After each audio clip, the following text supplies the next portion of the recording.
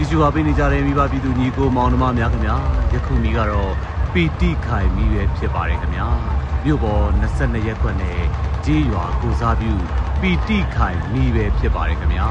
ကျွန်တော်တို့တောင်ကြီးတစောင်းတိုင်းရဲ့ဒုတိယမြောက်နေ့နောက်ဆုံးညမီကြီးပဲဖြစ်ပါတယ်ခင်ဗျာညမီကြီးအလားကိုတဝကြီးခန်းစားနေရတာဖြစ်ပါတယ်မိုးပေါ်ပြန်တက်တဲ့အချိန်ကြီး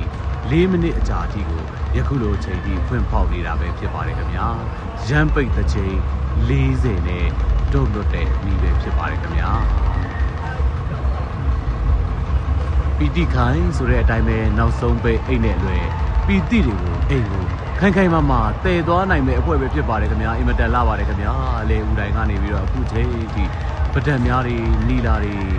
ကြောက်တွေစိတ်တွေကြနေတယ်လို့တလက်လက်နဲ့ကောင်းကင်ရံထက်မှာလှပနေတာဖြစ်ပါတယ်ဒီကနေ့အတွက်နောက်ဆုံးမိပဲဖြစ်ပါတယ်ခင်ဗျာဒီကနေ့အတွက်နောက်ဆုံးမိပဲဖြစ်ပါတယ်ခင်ဗျာ